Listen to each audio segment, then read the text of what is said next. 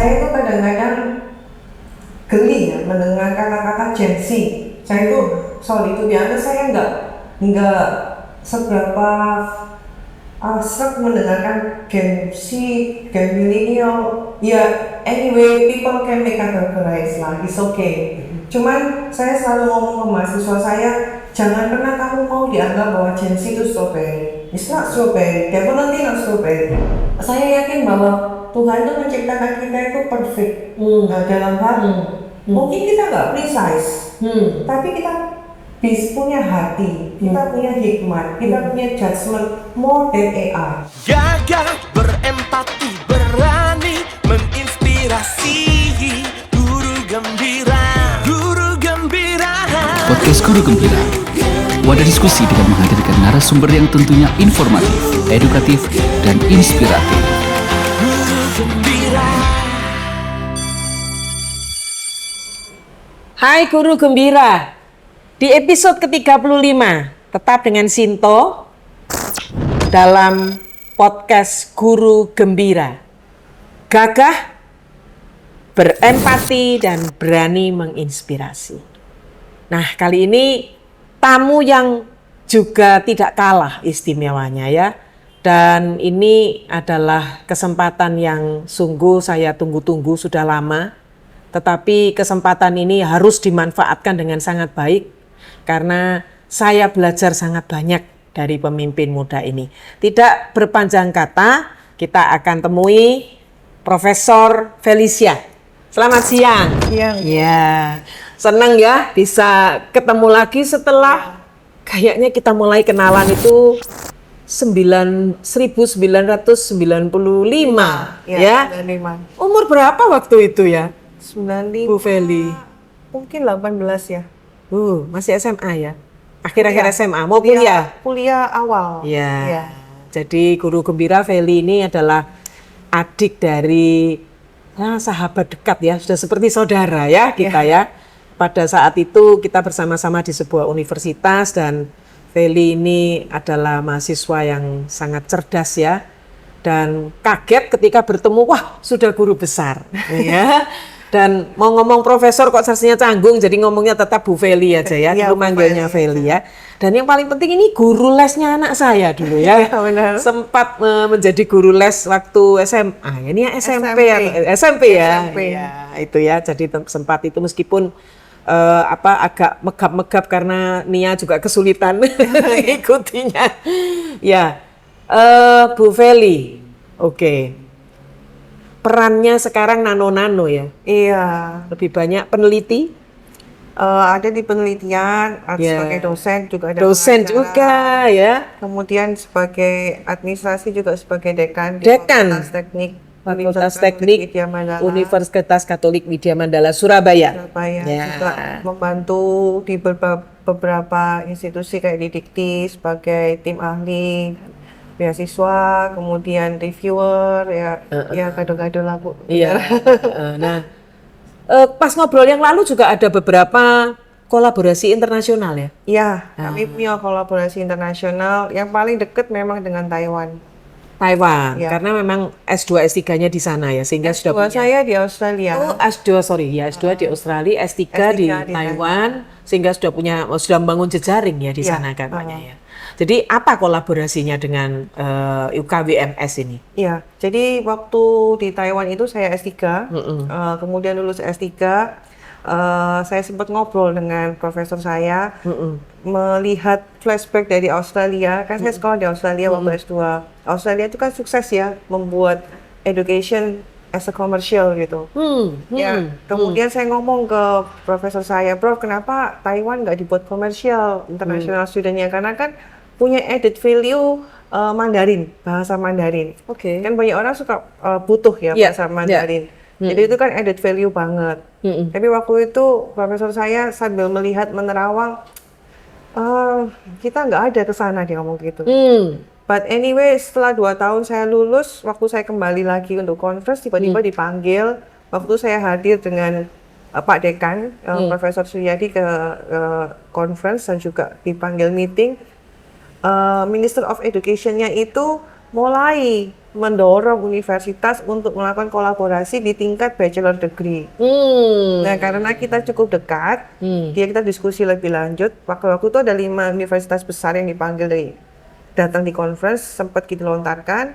Tapi pertemuan kedua itu 2 jam sebelum saya harus ke airport. Nah, karena kita chemistry-nya udah jalan, udah dekat. Walaupun ada 4 universitas besar lainnya, akhirnya dia milih WM duluan. Untuk bachelor degree itu perjalanannya sangat cepat untuk diskusi dan sebagainya. Akhirnya 2014 joint degree itu launching. Langsung terima murid. Jadi kita kolaborasi dengan NTUST itu di penelitian ada, di education ada, kemudian juga ditambah ke social service, pengabdian masyarakat. Sejak tahun 2018 itu kita pengabdian masyarakat sama-sama. Jadi studennya sana datang, student kita barengan.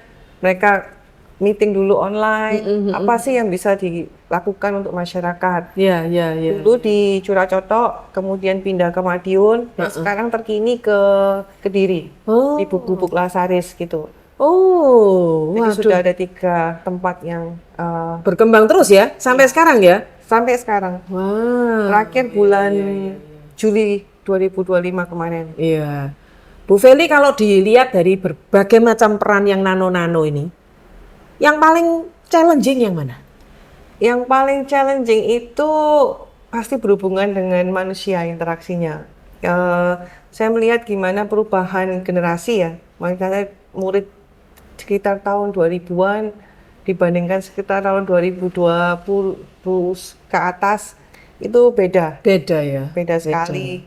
Kemudian bagaimana involve dengan mahasiswa, mendengarkan mereka, mengubah mindset mereka, terus bersama mereka menghadapi tantangan. Misalnya contoh yang paling gampang itu tiba-tiba ada mahasiswa yang datang kelihatan wajahnya sedih, terus kita tanya kenapa? Ada masalah di keluarga. Nah, kadang-kadang terutama masalah finansial. Tiba-tiba nggak bisa melanjutkan. Itu sesuatu yang membuat kita itu, andai kita itu punya resource yang unlimited gitu, semua dibayarin. Itu ya? Iya. Andai biaya tidak menjadi masalah ya, itu akan melakukan apapun gitu ya. Iya, benar. Nah, makanya saya memberi judul untuk topik kali ini itu adalah kegembiraan seorang pemimpin muda menemukan the teacher within. Ya, the teacher within ini guru gembira ini adalah istilah dari Parker Palmer yang mengatakan bahwa kegembiraan seorang guru di dalam hatinya itu adalah pertemuan antara identitas dan integritas serta personal values-nya yang itu dinyatakan di dalam keseharian peran dan profesionalitasnya. Nah, itu teacher within. Nah, ini yang saya mau kulik dari Bu Feli ya. Ketika kita ngobrol ini, ada sesuatu yang memang memantik gejolak sebagai seorang pendidik ketika melihat mahasiswa yang tidak mampu melanjutkan sekolah atau kuliah. Dan itu yang akhirnya menjadi sebuah ciri khas dari Fakultas Teknik, nampaknya begitu ya? Ini ceritanya gimana Bu Feli? Awalnya itu gimana? Jadi awalnya itu dulu saya itu kepingin kuliah juga susah. Jadi saya juga ngelesi anaknya Bu Sinta ini karena kan cari uang untuk bayar uang kuliah. Nah, dari situ saya ngerasakan ya susahnya orang kerja sambil harus kuliah. Bangun pagi, pulangnya harus malam. Nah, waktu saya menjadi dosen, saya berpikir kalau melihat anak yang juga mengalami sama dengan yang saya alami itu saya seakan flashback, bercermin kembali gitu. Nah, kemudian dosen itu kan punya peran tridharma, pendidikan, penelitian, dan juga pengabdian masyarakat. Nah, kita penelitian itu kan sesuatu yang harus ya, tapi kan memang nggak semua orang suka penelitian. Kalau saya pribadi, saya suka research, karena saya melihat itu membuat kita upgrade terus. Jadi kalau misalnya kita bertanya sesuatu, kita research, kita mendapatkan sesuatu, kita punya pertanyaan lagi, menyelesaikan masalah, lanjut lagi. Nah, itu seakan kita menyelami dunia tanpa batas. Nah, itu saya suka di sana. Tapi memang sebagai dosen nggak bisa cuma di penelitian.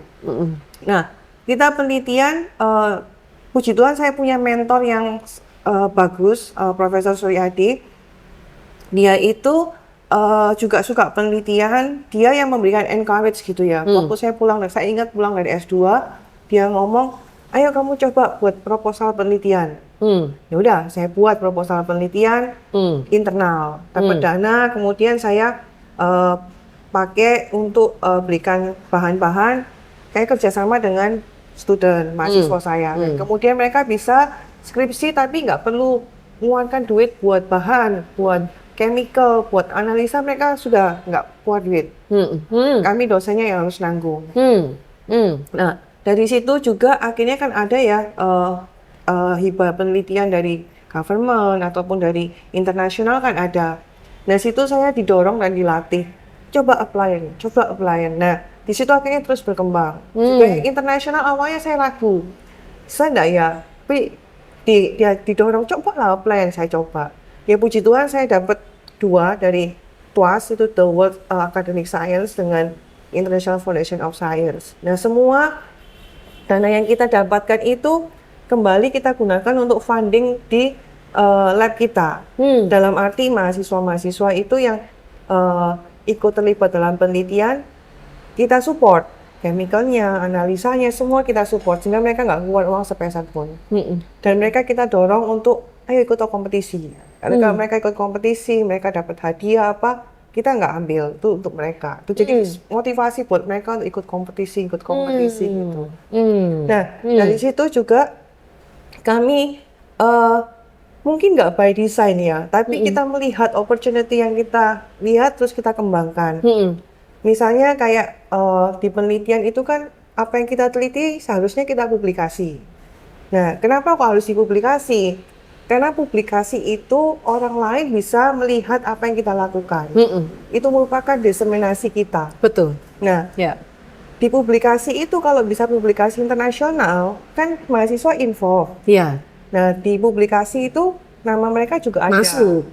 Nah, itu buat jalan mereka cari beasiswa S2, S3. Portofolionya ya. Iya. Oh. Nah, oke, itu oke, akhirnya oke. banyak anak-anak dari bimbingan kita udah dapat beasiswa S2, S3, dan ke mancanegara. Wah.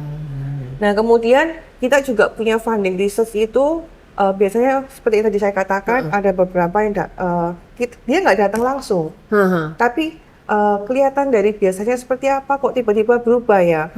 Nah, kita dekati, kita ajak ngomong, tiba-tiba akhirnya ngomong, oh ya ada masalah keuangan di rumah sehingga mungkin nggak bisa melanjutkan. Nah, itu dari gitu kita ngomong, mau nggak ikut penelitian? Jadi nggak cuman dia melakukan judulnya, tapi dia kita involvekan sebagai research assistant. Sehingga nanti ada HR-nya itu yang kita gunakan untuk bayar kuliahnya. Nggak dia selesai kuliah, tapi nggak harus memberatkan orang tua. Penelitiannya juga selesai, karena kan ikut di lab itu. Dia punya publikasi, sehingga dia bisa S2, S3 ke luar negeri. Oh. Jadi nggak by design kita melihat opportunity, tapi itu akhirnya bergulir. Iya. Terus jalan di lab kita. Iya. Terus itu nampaknya sudah berapa tahun jalan seperti ini? Sudah cukup lama, Bu. Udah lama ya? Lama. Saya itu dapat pertama kali diajari untuk apply grant dan seperti itu tuh tahun saya pulang dari S2 2005-an. Itu sudah mulai kita bergerak. 2005. Ya, terus bergerak sampai sekarang. Dan dampaknya besar. Jadi mahasiswa kita yang dapat beasiswa S2, S3 itu sekarang sudah ada yang jadi dosen, ada postdoc, ada kerja di industri di Taiwan, di negara-negara lain sudah. Nah, dan sekarang itu atmosfernya menular ke dosen junior. Oh, Jika mereka melakukan hal yang sama. apakah itu juga by design itu tidak ataukah karena melihat atasannya begitu? Karena melihat apa yang kita lakukan, best practice yang kita lakukan, Yes, best practice. dan mereka dosen-dosen junior itu kebanyakan juga mantan murid saya. Oh, Jadi mereka juga dapat beasiswa S3. oke. Mereka juga pernah berinteraksi di lab kami. Iya. Terus waktu mereka kembali, mereka jadi dosen, ya kita ngomong, ya kita harus support mahasiswanya. Dan mereka, karena mereka sudah merasakan atmosfer itu, mereka nggak ada resistensi untuk hal itu. Nah, itu akan berlanjut. Pernah nggak ngalami pas udah dibantu seperti itu, si mahasiswanya take it for granted gitu, terus memanfaatkan atau ya setengah-setengah gitu, nggak sungguh-sungguh gitu, gimana? Pernah. Ya puji Tuhan nggak banyak. Puji Tuhan nggak banyak. Saya bersyukur orang-orang yang terlibat di ini semua, mereka menghargai dengan sangat baik. Tapi pernah ada, mereka mensalahgunakan ada. Jadi disupport, jadi diberikan chemical itu 1 kilo, 1 botol gitu. Tiba-tiba di akhir 1 semester berakhir, chemical itu habis. Terus saya tanya, ini chemical buat cemilan, 1 kilo habis, ini mana mungkin gitu. Terus saya tanya, ini chemical kenapa bisa habis? Ya habis, Bu. Loh, akhirnya coba saya meminta laporanmu. Saya ajak dia ngomong, iya laporan metode seperti ini butuhnya berapa? Nggak mungkin 1 kilo habis. Akhirnya ngaku. Jadi dia kayak sinterklas gitu, temannya kamu butuh kasih, kasih. Jadi habis yang kita belikan bukan buat dia tapi buat semua anak itu yang di angkatannya itu. Ya saya nggak nagih untuk mereka bayar, enggak, tapi saya ngomong sama dia, kamu nggak boleh seperti itu, karena kan kita memberikan kepercayaan kepada kamu. Kalaupun ada anak lain yang butuh, ya harusnya ngomong dulu dong. Mahal sih itu soalnya. Ya chemical lumayan lah. Oh gitu ya. Apa chemical nih untuk labnya, bahan? Untuk lab, untuk analisa, untuk sintesa, untuk percobaan. Oke. Tapi tidak diperjualbelikan ya sama dia ya? Wah itu saya nggak tahu. Ngakunya sih gitu. Tapi saya nggak ngusut lebih lanjut. Cuma saya beritahu mahasiswanya nggak boleh, itu nggak etis kalau kayak gitu. Iya. Apakah ada perjanjiannya kalau misalkan itu tadi ya? Terus anaknya membantu karena dia kesulitan, ada perjanjian tertulis, mereka mesti apa atau apa gitu? Sempat kita mau buat perjanjian tertulis itu, cuman akhirnya kita nggak merasa itu settle di hati ya. Tapi kita lebih ke arah komunikasi dan menganggap hubungan mahasiswa dan dosen itu bukan hanya atasan dan bawahan, tapi lebih ke arah kita mengencourage mereka, inspiring mereka untuk do more. Do more and you can be better than us. Jadi kita nggak buat mereka ini ya perjanjiannya ini ya, kalau kamu nggak memenuhi ya kamu lihat ada hukumannya, ini nggak. Sempat kita pernah melakukan, tapi ya habis tanda tangan kita nggak pernah lihat itu dan kita ignore. Gitu ya? Iya. Jadi akhirnya lebih ke ikatan batin ya? Iya. Mereka lebih punya tanggung jawab secara moral ya? Betul. Dan itu saya rasa lebih kuat ya, impact-nya lebih kuat buat mereka selanjutnya. Dan hubungan saya dengan para alumni itu, walaupun kita mungkin lama nggak pernah ketemu, begitu ketemu itu seperti kayak ketemu saudara atau kawan lama yang sangat dekat. Jadi saya menghargai itu sih, dan itu lebih satisfying daripada cuman kontrak habis ya forget. Iya. Wah keren ya. Ini berarti untuk mahasiswa yang sudah mau lulus atau bisa itu jadi untuk mulai awal, langkah awal mereka tuh sudah ada kita kesempatan. bervariasi. Saat ini mulai 2025 ini, yang lalu ada satu mahasiswa yang hampir nggak bisa kuliah karena keluarganya terbatas, sedangkan adik-adiknya 2 juga harus sekolah. Saya belum pernah ketemu face to face dengan orang tuanya, tapi kita via WA, kita ngobrol. Ayahnya itu driver di gereja, ibunya itu bekerja bikin kue. Nah kemudian saya ngeliat hasil studinya bagus. Kemudian saya tanyain, ngobrol via telepon WA, kamu mau nggak ikut di lab untuk penelitian? Ya saya nggak langsung, kamu harus penelitian ini, enggak. Semuanya ada jenjangnya ya. Baru masuk, kamu kenal topik. Kamu baca, lihat kakak kelasmu. Itu mungkin tahun pertama kamu lakukan. Dan jangan do anything. Langsung masuk eksperimen. No. Lihat aja dulu, baca. Di tahun kedua, kamu mau milih ke arah mana. Dan di situ kamu harus kembangkan terus. Nah tujuan saya bukan membuat kamu sebagai quote and quote asisten saya. Bukan. Tapi asisten research, di mana research ini, topik ini kalau sudah menjadi milikmu, kamu bisa kembangkan terus. Nah, kamu kembangkan terus, nanti kamu bisa ikut kompetisi, bisa publikasi, kamu bisa studi lanjut. Saya ngomong ke dia, gitu. Mau nggak? Mau. Ya udah, akhirnya mau.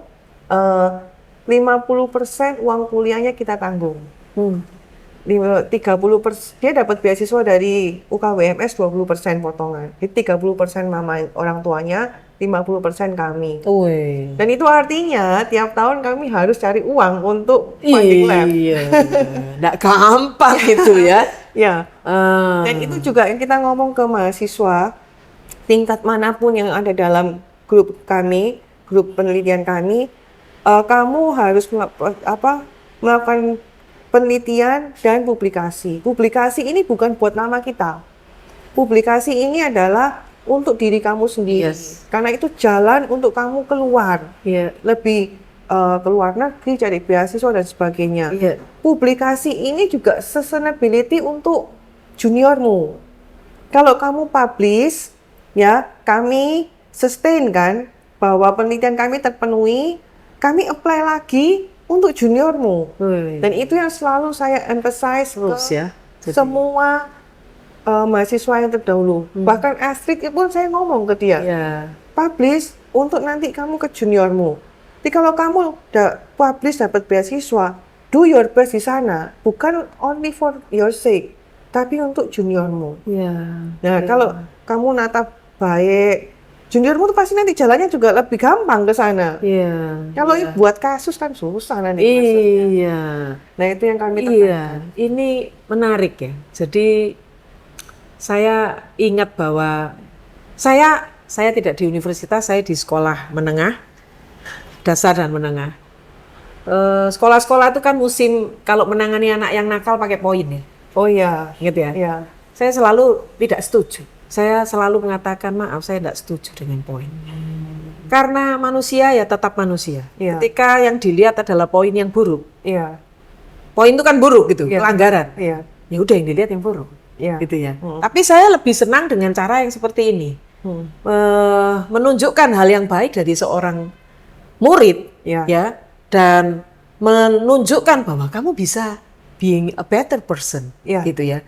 Nah, ketika itu sudah ditunjukkan dan hasilnya, maka orang-orang yang biasanya poin-poin kesalahan itu pun dirangsang untuk melihat sisi yang itu gitu ya. Nah, ini yang sedang dilakukan Bu Feli ya, bahwa mulai awal itu sudah mengarahkan ke sana. Memang saat ini belum by design ya, jadi itu mengalir begitu ya.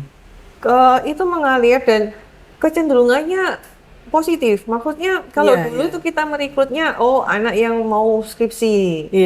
Oke, dan ada yang mungkin mereka semester akhir ada masalah, oke lah kita bantu.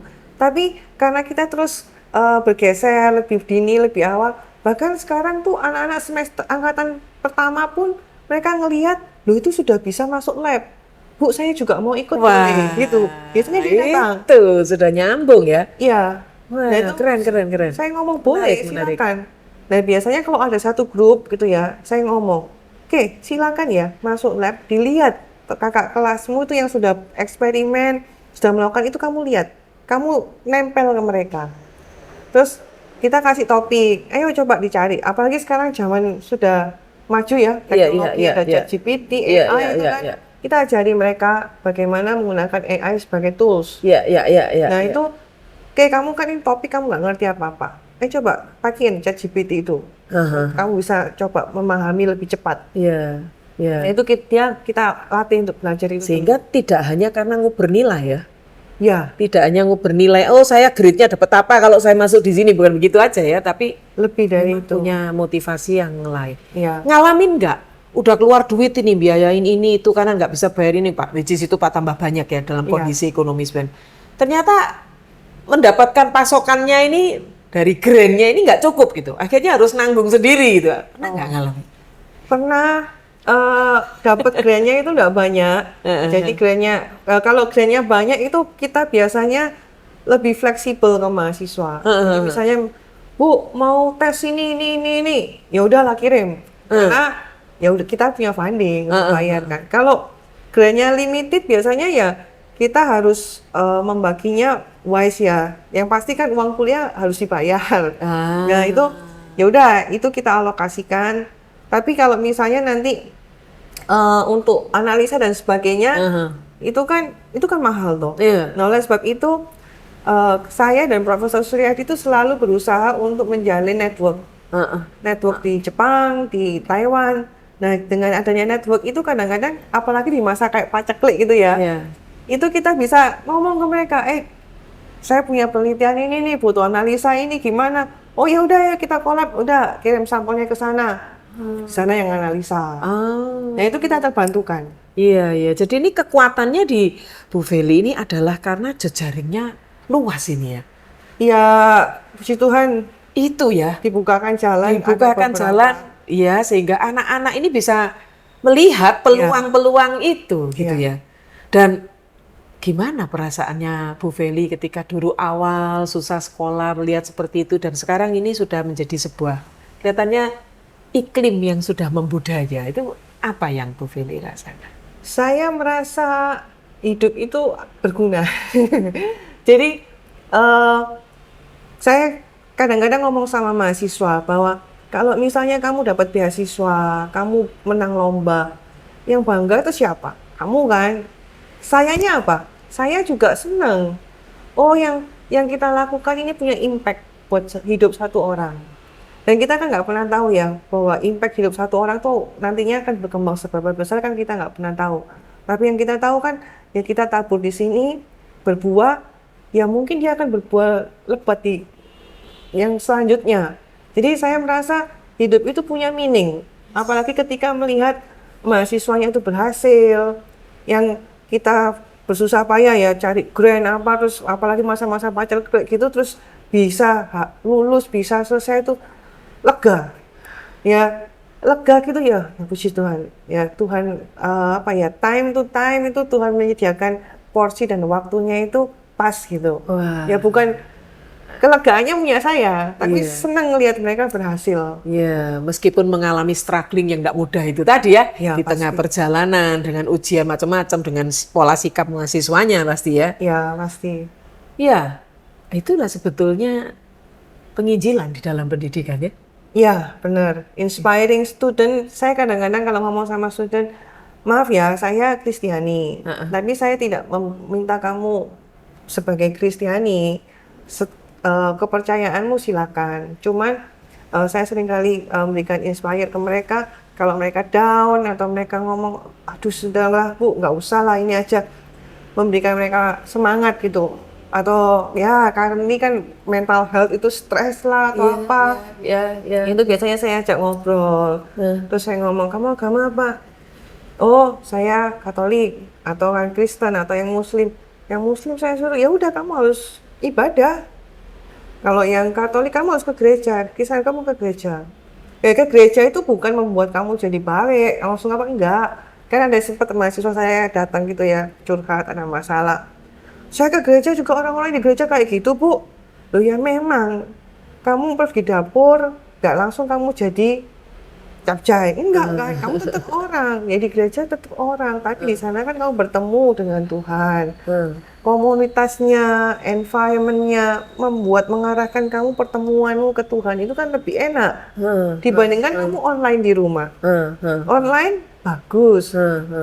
Tapi kan itu tidak memberikan atmosfer yang kuat dibandingkan kalau kamu datang ke gereja. Dia termenung sejenak. Iya. Sudahlah, datanglah ke gereja. Bukan mengharapkan melihat manusia yang baik. Tapi karena kamu mau ketemu ibadah, ketemu Tuhan. Akhirnya dia datang ke gereja. Jadi besoknya itu saya tanyain, gimana ke gereja? Gereja Bu, kelihatan wajahnya sudah bisa senyum, sudah kelihatan lebih cerah. Minggu depannya saya tanya lagi gereja Bu, lebih cerah lagi. Saya mau, wajahmu kelihatan lebih cerah loh sekarang. Jadi dia mulai semangat lagi, mulai semangat, mulai berubah dari overthinking, apalah istilahnya itu, dia mulai berubah, mulai ngomong dengan baik. Asalnya sempat hampir mau suicide Bu. Oh iya. Oh Oh, Ya saya puji Tuhan, kadang-kadang saya melihat Iya. saya nggak punya kemampuan sebagai memberikan konsultasi, Konselor, itu ya. apa nggak ada. ya. Saya kalau ketemu kayak gitu, saya cuman berdoa dalam hati, Tuhan saya harus ngomong apa? Saya nggak punya kemampuan, saya juga nggak punya kesabaran. Itu pakai ya. Tapi waktu itu ketemu, ya saya nggak tahu, pokoknya dimampukan lah gitu. Ya. Itulah pengalaman seorang pendidik di mana Ya. benar ya. Nggak cuma Tuhan. ngajari di buku. Betul, betul. Dan melalui mereka bertemu dengan Tuhan melalui pengalaman-pengalaman Ya. mereka dibukakan jalan dan sebagainya. Saya kira itu mereka tidak akan lupa ya. Nah, saya berpikir Ibu Feli sekarang sebagai dekan. Karena kan dekan ada 1 periode atau 2 periode selesai. Bagaimana untuk melanggengkan sebuah iklim ini menjadi sesuatu yang sustain gitu ya?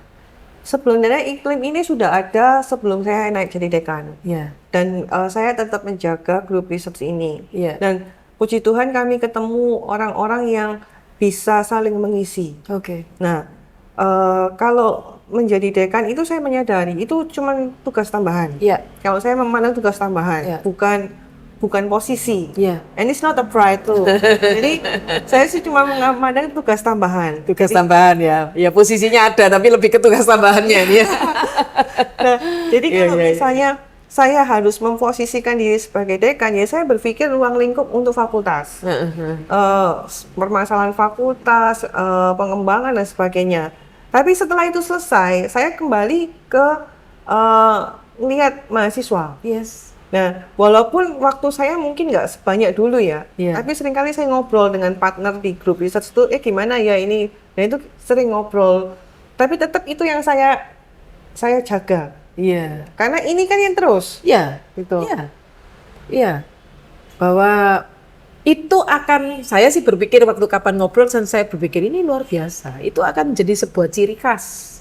Pertama fakultas, lama-lama itu bisa menjadi milik dari sebuah ya UKWMS ya. Ya, semoga saya juga inginnya sih demikian. Kalau ini atmosfer ini bisa berkembang, maka itu komunitas seperti ini bisa. Ya, Bukankah itu yang sebetulnya yang kita harapkan dari pendidikan betul. kita, gitu ya? Iya. Wah luar biasa. Ya Bu Feli, kalau ngobrol lebih lanjut ya mengenai keberadaan Bu Feli sebagai guru besar di usia yang muda untuk Universitas Katolik Widya Mandala Surabaya. Kira-kira 5 tahun atau 10 tahun ke depan. Ini sekarang masih belum 50 kan ya? No. Pensiun berapa? 70, 65? 70. 70 ya? Iya. Guru besar 70 ya? Iya.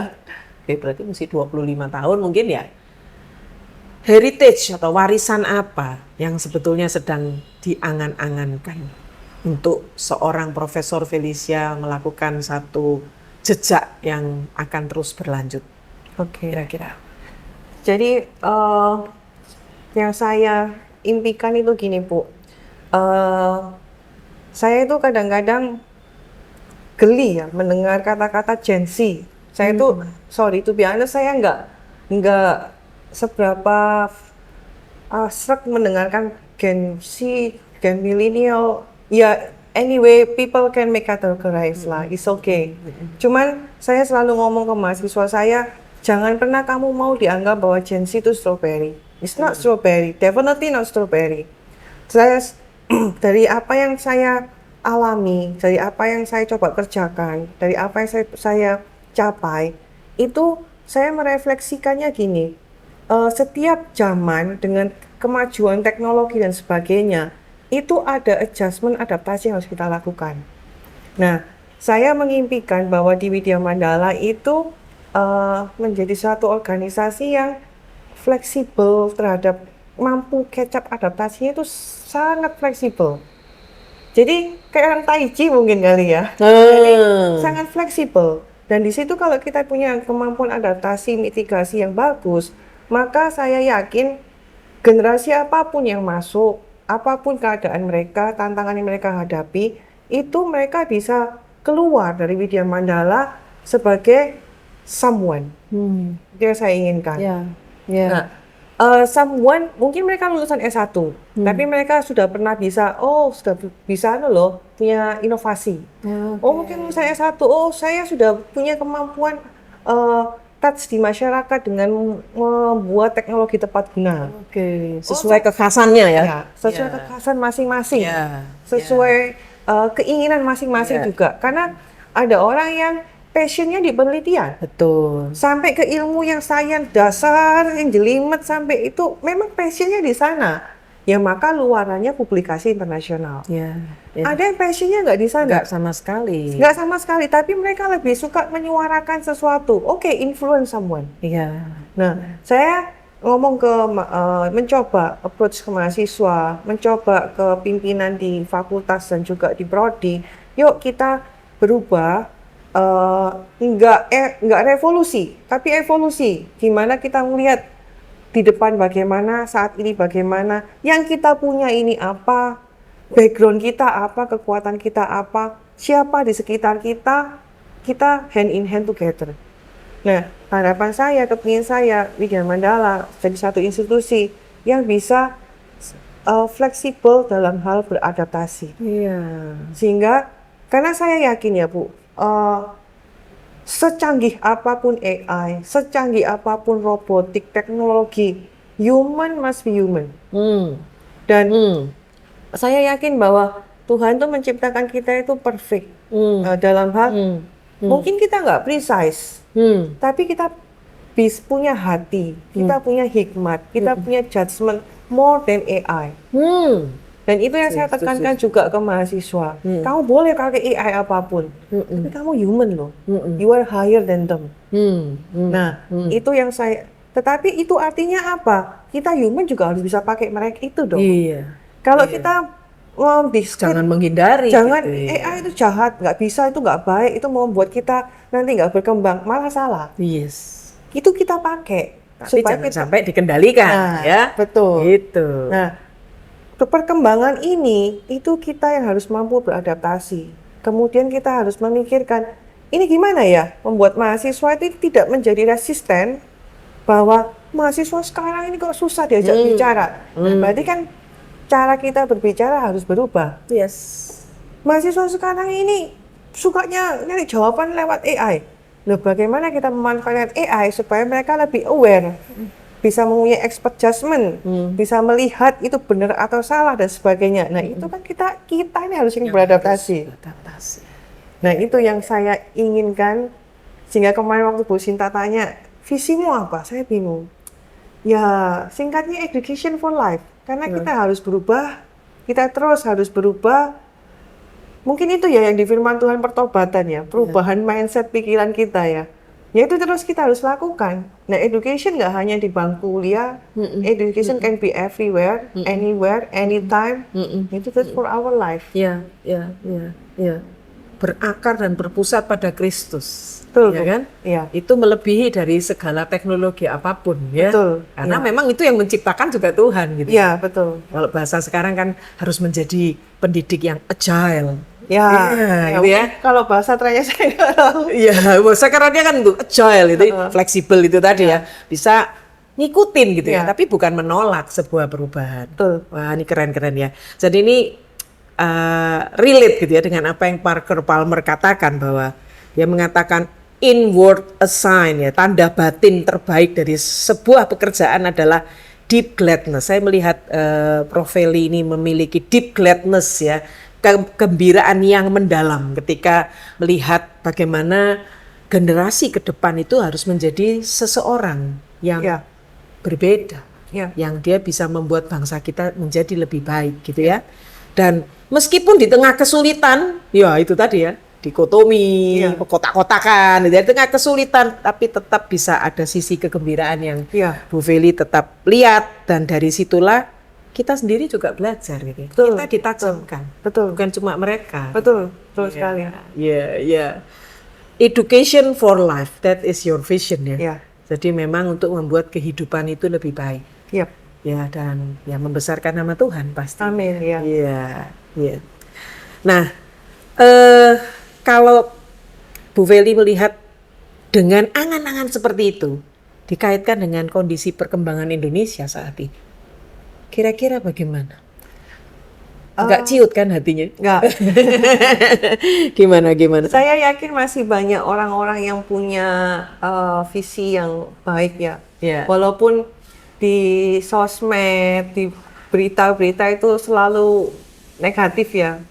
Banyaknya kan negatif kebanyakan. Kenapa? Karena yang negatif itu kan bisa jadi viral, bisa jadi jadinya wah gitu kan. Iya. Nah, tapi saya yakin masih lebih banyak orang yang punya visi yang lebih baik untuk Indonesia yang lebih baik. Dan saya melihat Indonesia ini kaya. Saya yakin itu. Walaupun di tengah keadaan yang sekarang sangat memprihatinkan ya. Tapi kita punya kekayaan dalam hal kebudayaan, bahasa, manusianya macam-macam. Tapi saya yakin, kadang-kadang orang ngomong, suku ini, wah ini keras sekali, susah diajak ngomong, suku ini susah. Saya yakin manusianya itu sama loh baseline-nya. Cuman kan memang lingkungan yang membentuk aja beda. Dan kita tergantung kitanya dong untuk bagaimana kita dealing sama mereka, kembali beradaptasi dengan mereka, tidak kehilangan jati diri kita. Betul. Tapi kita bisa approach dengan sesuai lah yang bisa sesama. Kadang orang menganggap agama, wah ini perang agama. Saya ngomong kok nggak seharusnya perang ya? Kenapa harus perang ya? Saya, to be honest, adalah orang yang tidak suka mencampur adukkan agama. Kenapa? Agama itu perjalanan hidupku. Kalau kamu mau ngelihat dan kamu terinspirasi, silakan. But I will not never push anything ke orang lain. Nah, jadi Indonesia ini kaya. Tergantung kita membuat itu jadi kekuatan atau permasalahan. Kalau mau dibuat permasalahan gampang. Tapi kalau mau dibuat kekuatan juga bagus. Nah, saya berharap, makanya saya selalu ngomong ke mahasiswa, ya kita nggak pernah tahu, walaupun kita dari universitas swasta ya, siapa tahu jadi pemimpin juga. Nah, kedepannya supaya nggak berpikiran yang sama dengan sebelumnya, tapi punya sesuatu yang baru, yang membuat negeri ini lebih baik. Menjadi lebih baik. Dan itu mulai dari diri kita dulu sendiri. Betul. Ya. Saya mau tarik ke keluarga. Tadi kaget juga, ternyata Han juga sudah mengikuti jejak di Fakultas Teknik Kimia. Iya. Punya angan-angan apa untuk keluarga sekarang? Kalau tadi ke WM, sekarang ke keluarga. Dengan 2 anak ini ya. Kira-kira gimana ini? Jadi saya jujur setiap hari saya berdoa Tuhan yang menuntun jalannya dia. Saya nggak membatasi dia harus ke engineering, harus jadi dosen, nggak. Saya selalu ngomong sama anak saya, kamu suka kemana? Tapi saya juga mendorong memberikan arahan. Contohnya sekarang anak saya kan sudah di Teknik Kimia semester 3. Dan ternyata dia juga suka penelitian. Dia mulai suka meneliti elektrochemistry. Kadang-kadang kita ngobrol. Dan kemudian saya ngomong, sejauh Tuhan Yesus memberikan berkat dan mengizinkan, kemana kamu mau memperluas pengetahuan dan skillmu, silakan. Itu yang saya janjikan ke dia. Tapi jangan pernah berpikir bahwa, oh mama papa nanti ninggalin something gitu, enggak. Kita nggak mungkin ninggalin kamu apa-apa kecuali education. Nah, saya ngomong ke anak saya, dunia itu perkembangannya kayak gini. Jadi kamu nanti harus bisa catch up dengan perkembangan, beradaptasi, harus belajar bagaimana mengolah emosi. Dan saya ngomong sama dia, minimal kamu harus S2 lah. Ya dia oke, mau S2, tapi ya saya terus mendoakan ya supaya Tuhan yang menuntun jalannya bisa ke arah sana. Tapi kalau S3 nggak janji loh Mbak. Oh enggak, saya nggak nyuruh kamu S3. Kalau mau S3 silakan, kalau enggak silakan. Nah untuk anak saya yang kecil, saya ngelihat dia sukanya apa. Saya juga nggak ngarahkan dia harus ke science. Well, saya dulu, saya mengakui, saya dulu waktu kecil itu punya pikiran yang sempit. Jadi yang paling bagus itu IPA. Yang lain tuh nggak bagus menurut saya. Tapi dengan semakin saya belajar, melihat dunia luar, Tuhan izinkan kemana-kemana, bertemu dengan banyak orang. Every major had their own greatness. Jadi saya melihat anak saya yang kecil, kamu mau nyoba ini? Mau nyoba language? Nggak mau. Ya sudah, ya nggak paksa. Kamu mau nyoba ini? Nggak mau. ya sudah nggak saya paksa. Hmm. Jadi saya melihat ke arah mana dia yang kamu suka dulu. Suka, ayo kembangkan. Nah, kita yang mendampingi. Ya. Nah, saya sih kepinginnya juga dia bisa menemukan kebahagiaan Iya. dalam hidup itu lewat jalannya dia. Iya, bukan karena ditekan, dipaksa, Ya. bukan ya, tapi memang dia Mau jadi apanya, saya nggak tahu. Ya. Tapi yang saya lihat, yang saya doakan, Tuhan tempatkan dia di mana sesuai. the right time, the right place. Dia dipakai Tuhan untuk kemuliaan nama Tuhan. Amin. Event kecil tapi kita nggak tahu kan Ya. efeknya berlanjutnya itu seperti apa. Masih umur berapa ya? Yang Jarak kecil, jauh kan? ya, yang kecil 6 tahun, yang 6 tahun ya? Ya, SD. SD kelas 1. Wah. Saya terinspirasi di cerita yang ada penginjil yang sempat, saya lupa namanya, saya cuma ingat ceritanya yang dia menginjil ke daerah terpencil, istrinya meninggal, kemudian dia kecewa sama Tuhan, tapi waktu dia menginjili hanya ada satu orang yang terus bertobat, anak kecil. Waktu dia kembali ke negaranya di Eropa kalau nggak atau di mana, ternyata satu anak ini di kemudian hari menjadi satu pemimpin gereja yang besar. Saya mikir ya berarti ya nggak apa-apa, even kita efeknya cuma satu orang, we never know orang ini mau jadi apa kan. Ya. Luar Jadi biasa. itu Bu yang Iya, saya waktu dapat cerita itu, kita nggak harus melakukan hal yang besar sampai Iya. semua orang tahu, nggak harus itu. Ya. Betul. Amin. Hal kecil pun bisa menjadi buah yang lebat, ya. Iya. Ya, bagian akhir Bu Feli, saya ingin Ibu memberikan satu tips yang bisa menjadi pegangan dari semua tadi itu daging semua itu yang disampaikan ya. Tapi bagaimana bisa menyimpulkan pemimpin pemuda ke depan, pemimpin di sekolah, mau di universitas dimanapun ya, dengan segala peran. Silakan Bu Feli bisa menyampaikan tips. Oke, terima kasih Bu Sinta buat kesempatannya. Jadi tips yang mau saya sampaikan adalah kita sebagai manusia punya kemampuan untuk terus berubah, terus beradaptasi. Jadi kalau saya pribadi merefleksikan bahwa setiap tantangan apapun yang kita hadapi, saat kita sejenak berpikir, sejenak kita merenungkan, itu pasti ada sesuatu yang bisa kita lakukan lebih lagi. Nah, saya selalu ngomong satu kalimat kepada mahasiswa saya, pokok sudah, kalau pokok kan nggak bisa ditawar. Pokoknya tidak boleh menyerah. Jadi kata menyerah itu sudah dihapus dari semua kampus. Jadi sampai di bottom line pun pasti ada jalan, pasti ada harapan.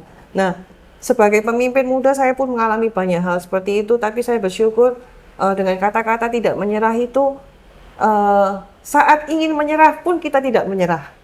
Jadi intinya terus kita berusaha, jangan menyerah. Kalau stuck, take a break, step back, reflect, and then pasti ada jalan lagi ke arah mana kita harus pergi. Gitu, Bu. Terima kasih. Terima kasih. Bu Feli, semoga ke depan dengan angan-angannya tadi, saya mendoakan benar-benar itu terwujud. Hal yang sangat baik tadi, Ya, amin.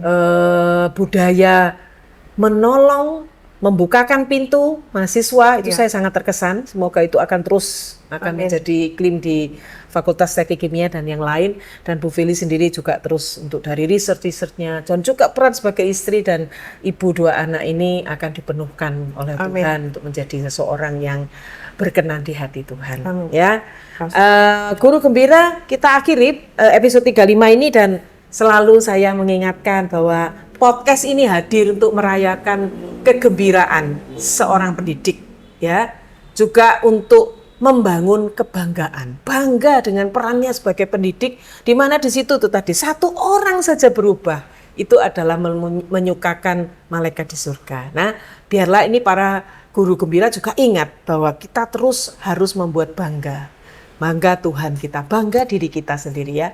Dan yang terakhir, ayo terus giatkan membangun komunitas, sehingga dengan komunitas yang baik, pendidikan di negara kita akan menjadi lebih baik.